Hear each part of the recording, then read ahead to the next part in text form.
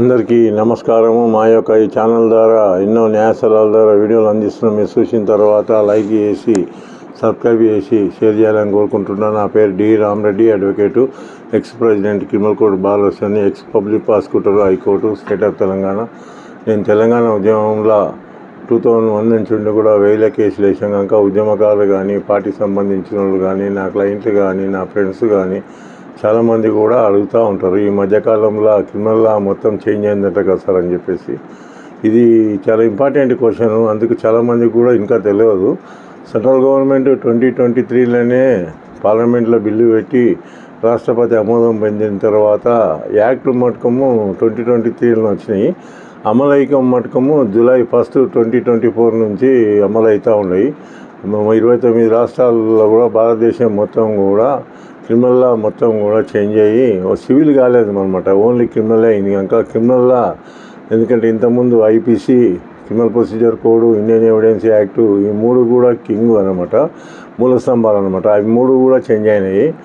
IPC ప్లేస్లోనేమో BNS అని, భారతీయ న్యాయ సన్నిహిత అని, criminal procedure code ప్లేస్లోనేమో Bharatiya Nagarik సురక్ష సన్నిహిత 2023 యాక్టు, ఇండియన్ ఎవిడెన్స్ యాక్ట్ ప్లేస్లోనేమో ఎందుకంటే భారతీయ సాక్ష్య అధినియం అని 3 యాక్ట్లు కూడా 2023లోనే వచ్చినాయి. అమలైకం మటుకము 2024 జూలై 1 నుంచి 29 రాష్ట్రాలలో కూడా అమలు అవుతూ ఉన్నాయి. చాలామంది కూడా ఇంకా డౌట్ ఉన్నాయి. ఎందుకంటే సెంట్రల్ గవర్నమెంట్ కొన్ని సెమినార్స్ కానీ చేసి పబ్లిక్లో, ఎలక్ట్రానిక్ మీడియా, ప్రింట్ మీడియా ద్వారా పబ్లిక్ లోపల తీసుకుపోయినంటే పబ్లిక్ ఇంత డౌట్లు ఉండేది కాదనమాట. ఎందుకంటే ఇంతకుముందు ఎప్పుడో పురాతనమైన చట్టాలను అన్నిటిని కూడా రద్దు చేసి క్రిమినల్లా, ఎందుకంటే ఇది ఐపీసీ అనేది ఇండియన్ పీనల్ కోడ్ 1860 చట్టం అన్నమాట. అది 1860 చట్టం నుంచి కూడా బ్రిటిష్ కాలం నుంచి కూడా అదే అమలు అవుతూ ఉన్నాయి. ఏదైతే నేరం చేస్తే ఐపీసీ కింద, ఇండియన్ పీనల్ కోడ్ కింద నేరాన్ని 511 సెక్షన్స్ ఉన్నాయి. అప్పుడు 511 సెక్షన్లో ఒక్కొక్క సెక్షన్ ఒక నేరానికి సంబంధించింది. ఆ 511 కుదించి ఇప్పుడు ఎందుకంటే 358 సెక్షన్సే పెట్టారనమాట. ఆ 358 సెక్షన్స్లో ఏ నేరం జరిగినా కూడా బిఎన్ఎస్ యాక్ట్ ప్రకారము భారతీయ న్యాయ సన్నిహిత 2023 యాక్ట్ కింద జూలై 1, 2024 నుంచి కూడా పోలీసు వాళ్ళు 29 రాష్ట్రాలలో కూడా కేసులు బుక్ చేస్తున్నారు అనమాట. ఆ కేసులు బుక్ చేసినప్పుడు ఏం చేయాలంటే అడ్వకేట్లు కానీ, పోలీసు వాళ్ళు కానీ, వాళ్ళు ఎందుకంటే ఇంతకుముందు క్రిమినల్ ప్రొసీజర్ కోడ్ ఫాలో అయ్యేది. క్రిమినల్ ప్రొసీజర్ కోడ్ రద్దయింది కనుక దాని ప్లేస్లో బిఎన్ఎస్ఎస్ వచ్చింది, భారతీయ నాగరిక సురక్ష సన్నిహిత 2023 యాక్టు. ఈ యాక్ట్ని ఫాలో అయ్యి procedure how to remand, FIR ఎట్లా, ఈ ఫస్ట్ ఇన్ఫర్మేషన్, ఎందుకంటే ఛార్జ్షీట్ ఏ ప్రొసీజర్ ప్రకారం వేయాలి, ఇవన్నీ కూడా ఇలా ఉంటాయన్నమాట. క్రిమినల్ ప్రొసీజర్ కోడ్ ఏదైతే ఫాలో ఉందో ఇప్పుడు బిఎన్ఎస్ఎస్ని ఫాలో అయ్యి అడ్వకేట్లు కూడా బెయిల్ ఎట్లా చేయాలి, ఎందుకంటే అతను డిశ్చార్జ్ ఎట్లా చేయాలి, ట్రయల్ ఎట్లా చేయాలి అనేది కూడా బిఎన్ఎస్ఎస్ కింద భారతీయ నాగరిక సురక్ష సన్నిహిత ఫాలో అయ్యి దాన్ని మొత్తం కూడా చేయవలసి వస్తుంది అని 29 రాష్ట్రాల్లో ఉన్న అడ్వకేట్లు కానీ, జనరల్ పబ్లిక్ కానీ, పోలీసు వాళ్ళు కానీ, న్యాయమూర్తులు కానీ, ఎందుకంటే లాషిప్స్ కూడా ఎందుకంటే బిఎన్ఎస్ఎస్నే ఫాలో అయ్యి ఎట్లా బెయిల్ ఇవ్వాలి, ఎట్లా ట్రయల్ చేయాలి, ఎట్లా జడ్జిమెంట్ ఇవ్వాలి, ఎట్లా అప్పీల్ ఫాలో అవ్వాలి, హైకోర్టు కానీ, సుప్రీంకోర్టు కానీ, ఇవన్నీ కూడా బిఎన్ఎస్ఎస్లోనే ఉంటాయన్నమాట. బిఎన్ఎస్ఎస్ ఫాలో అవ్వాలి. ట్రయల్ ఎప్పుడు మటుకము, ట్రయల్ కండక్ట్ చేసిన మటుకము ఎవిడెన్స్ యాక్టు మెయిన్ ఉపయోగపడుతుంది. ఈ క్రిమినల్లో ఉపయోగపడుతుంది, సివిల్లో ఉపయోగపడుతుంది. అందుకని చెప్పేసి ఎవిడెన్స్ యాక్ట్ అనేది చాలా ఇంపార్టెంట్ అనమాట భారతదేశం అంతా కూడా. ఎందుకంటే ఇది సివిల్లా, క్రిమినల్లా ఎందుకంటే చాలా మూల స్తంభం అనమాట. రెండింటికి కూడా ఉపయోగపడుతుంది కనుక దాంట్లో డాక్యుమెంట్ ప్రూఫ్ కానీ, ప్రిలిమినరీ ఎగ్జామినేషన్ కానీ, ఎందుకంటే దాని ప్రొవిజన్ దాన్ని ఫాలో అయ్యే ట్రయల్ కండక్ట్ చేయవలసి వస్తుంది అనమాట. అందుకని చాలామంది కూడా డౌట్ ఉంది వాళ్ళ కేసుల్లో. ఎందుకంటే మనం కేసు ట్రయల్ నడిచినప్పుడు సార్ మా అడ్వకేటు రాలేదు, ఎందుకంటే పోలీసు వాళ్ళు ఇచ్చిన సాక్షులను మొత్తం కూడా కోర్టు ఎగ్జామ్ చేసింది, దాన్ని మళ్ళీ రీఓపెన్ చేయొచ్చునా సార్ అని చెప్పేసి అడుగుతూ ఉంటారు. ఇది దాని చాలా మంచి ఇంపార్టెంట్ క్వశ్చన్ కూడా చాలామంది కూడా డౌట్ ఉంటుంది. మీకు సపోర్ట్ ఉన్నప్పుడు ఏదైనా ముద్దాయిలు కానీ, కాంప్లైంట్ కానీ సపోర్ట్ ఉన్న సాక్ష్యాలను వాళ్ళ కోర్టు విచారించిన తర్వాత ఆ విచారణ అయిపోయిన తర్వాత డిఫెన్స్ అడ్వకేట్ వాళ్ళ క్రాస్ ఎగ్జామినేషన్ చేయనట్లుంటే ఆ విట్నెస్ను ఏదైతే ఉంటారో అయితే ఇంతకుముందు మనం అతను పిలిపించడానికి అగైన్ నేను రీకాల్ చేసి అతన్ని ఎందుకంటే పిలిపించేసి కోర్టులో ఎవిడెన్స్ ఇప్పించడానికి తిరిగి ఎవిడెన్స్ ఇవ్వడానికి ఇంతకుముందు 311 ప్రొసీజరు ఫాలో అయ్యేటోళ్ళము. 311 కింద ఇంతకుముందు పిటిషన్ పెట్టి సిఆర్పిసి కింద పెట్టేళ్ళము. ఇప్పుడు ఆ ప్రొవిజన్ రద్దయింది కనుక పాత కేసులలో 311 ఉంటాయి. ఏవైతే జూలై 2024 ముందు ఏవైతే కేసులు ఉండవో అవి డిస్పోజ్ కానట్లుంటే అందులో మీ 311 వేసుకోవచ్చు.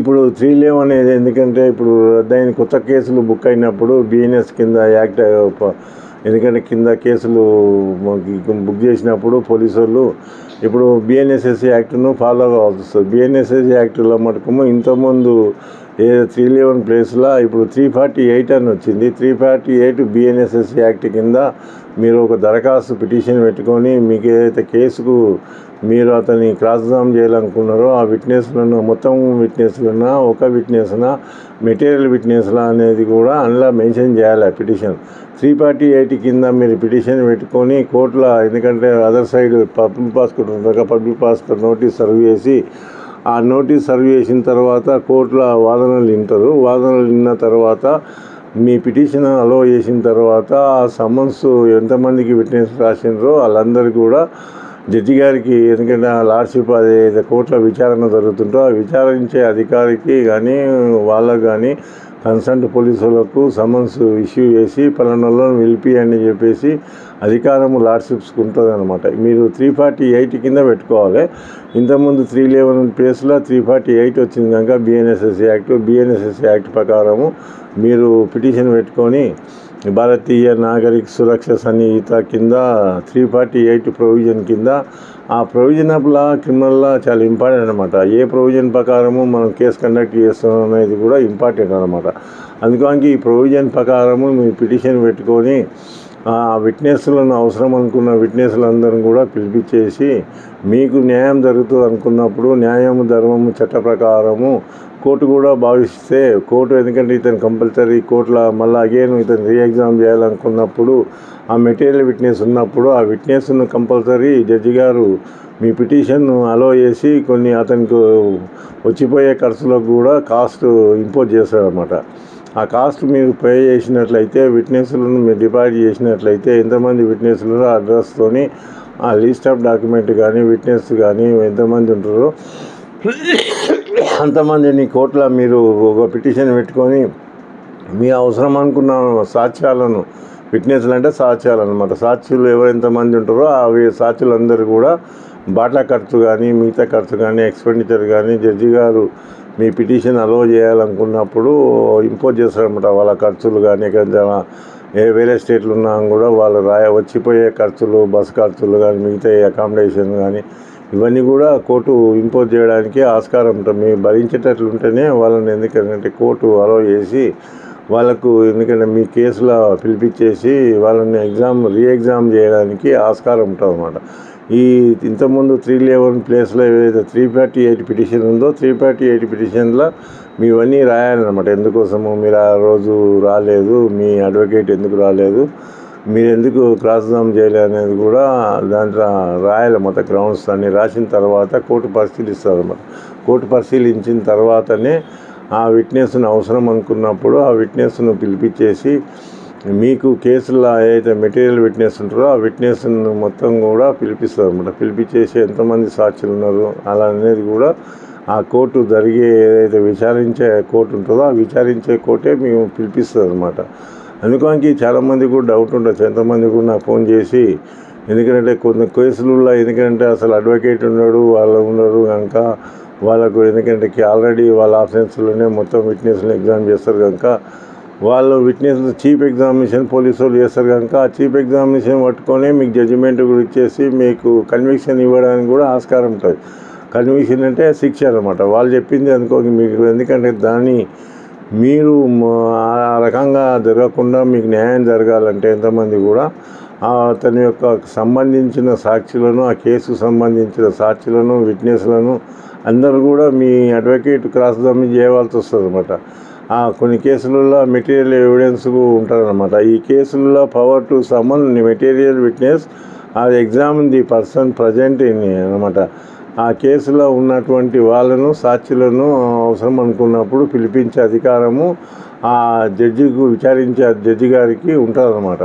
అందుకని చాలామంది కూడా డౌట్ ఉంటుంది. నాకు ఎంతమంది కూడా ఫోన్ చేస్తూ ఉంటారు, సార్ ఇట్లా అయిపోయిందని చెప్పేసి, ఇట్లా మా అడ్వకేట్ రాలేదు సార్ అని చెప్పేసి. ఎందుకంటే జిల్లాల వారీగా తెలంగాణ జిల్లాల అన్నింటిలో ఇంకా చాలామంది కూడా, ఎందుకంటే నాకు ఉద్యమం ఉన్నాక ఉద్యమకారులు కానీ మిగతా వాళ్ళు కానీ ఫోన్ చేసి, సార్ మా కేసులో ఇట్లా ఉంది, ఇట్లా అయింది అందుకో అని చెప్పేసి మీరు దాని సజెషన్ ఏముంటుంది సార్ అని కూడా అడుగుతూ ఉంటారు. చాలా ఇంపార్టెంట్ క్వశ్చన్ కూడా ఎంతమంది కూడా ఫోన్ చేసి చెప్పినప్పుడు, మీ కేసులో మటుకు కంపల్సరీ విట్నెస్లు ఎగ్జామ్ చేసినప్పుడు జడ్జి గారు మీరు మీ అడ్వకేట్ కంపల్సరీ ప్రజెంట్ ఉండాలన్నమాట. ఎంతోమంది కూడా చెప్తా ప్రజెంట్ ఉండాలని చెప్పేసి. మీరు పిటిషన్ వేస్తారు, మీ అడ్వకేట్ సరిగ్గా ఉండడు అనమాట. లేకపోతే దాంట్లో ఏం చేస్తారంటే అడ్వకేట్ లేనప్పుడు జడ్జి గారు పిటిషన్ అలో చేసి కూడా వాళ్ళని ఎగ్జామ్ చేసి క్రాస్ ఎగ్జామినేషన్ నిల్ అని కూడా రాయొచ్చు అనమాట. ఆ నిల్ అని రాస్తే ఏంటంటే చీఫ్ ఎగ్జామినేషన్లో ఏదైతే సాక్షులు చెప్తారో అదే ఎందుకంటే కోర్టు కన్సిడర్ చేసుకొని జడ్జిమెంట్ ప్రొనౌన్స్ చేయడానికి కూడా ఆస్కారం ఉంటుంది. ఈ సెక్షన్ ప్రకారము 348 సెక్షన్ ఏం చెప్తుందంటే, ఏ స్టేజ్లో కూడా, ఎందుకంటే ఏ స్టేజ్లో కూడా మీ పిటిషన్ పెట్టుకున్నట్లయితే జడ్జిమెంట్ ముందు బిఫోర్ ప్రొనౌన్స్ చేసే ముందు కూడా మీరు పిటిషన్ పెట్టుకొని వాళ్ళని విట్నెస్లను పిలిచే అధికారము జడ్జి గారికి ఉంటుంది అనమాట. ఈ సెక్షన్ చెప్తుంది. ప్రొవిజన్ ఆఫ్ లా అనేది చాలా ఇంపార్టెంటు. ఈ సెక్షన్ ప్రకారము, ఎందుకంటే 348 ప్రకారము జడ్జి గారికి ఉన్న అధికారము అతను వినియోగించి మీరు పిటిషన్ పెట్టుకున్నట్లయితే మీకు అన్యాయం జరుగుతున్నట్లున్న చెప్పినట్లయితే జడ్జి గారు దాన్ని పరిశీలించేసి కంపల్సరీ దాని ఖర్చులు అన్నీ భరిస్తామని మీరు అనుకున్నప్పుడు జడ్జి గారు ఈ 348 పిటిషన్ అలో చేసి ఆ విట్నెస్లందరినీ కూడా సమన్స్ రాసి మీరు కోర్టులో సబ్మిట్ చేసినట్లయితే ఆ సమన్స్ చూసి, ఎందుకంటే ఎంతమంది విట్నెస్లను పిలిపిస్తుందని చెప్పేసి అనుకున్నప్పుడు జడ్జి గారు ఏం చేస్తారంటే కన్సర్న్ పోలీసు వాళ్ళకు డైరెక్షన్ ఇచ్చేసి వీళ్ళందరినీ కూడా పలానా డేట్ నాడు ప్రొడ్యూస్ చేయండి, అతని వాళ్ళకు వచ్చిపోయే ఖర్చులు కూడా వీళ్ళు భరిస్తామని అన్నారు. ఇంకా ఆ పిటిషన్ అలో చేసి వాళ్ళని పిలిపించి పలానా డేట్ నాడు ఫిక్స్ నాడు అందరు విట్నెస్లు ఉండాలని చెప్పేసి డైరెక్షన్ కూడా ఇస్తారనమాట. ఆ రోజు మటుకు మీరు కంపల్సరీ అమౌంట్ పే చేయవలసి వస్తుంది. అతను వచ్చిన విట్నెస్లను కూడా మీరు క్రాస్ ఎగ్జామినేషన్ చేయవలసి వస్తుంది. అందుకని చాలా ఇంపార్టెంట్ 348 సెక్షన్ అనేది ట్రయల్ కేసులలో చాలా ఇంపార్టెంట్ అన్నమాట. దీని సెక్షన్ ఎందుకంటే ఇంతకుముందు 311 పిటిషన్ ప్లేస్లో వచ్చింది కనుక ఈ 348 కింద పిటిషన్ పెట్టి మీకు అన్యాయం జరుగుతున్నప్పుడు ఈ పిటిషన్ పెట్టేసి మీరు ఎందుకంటే న్యాయం జరగడానికి చూసుకోవాలన్నమాట. మీ అడ్వకేట్ కానీ మీరు కానీ ఈ 348 కింద పెట్టినట్లయితే జడ్జి గారు పిలిపించేసి విట్నెస్లు విచారించేసి మీకు న్యాయం జరుగుతుంది. అందుకని ఇవన్నీ చూసి ఫాలో అవుతారని చెప్పి కోరుకుంటున్నాను. అందరికీ నా ధన్యవాదాలు.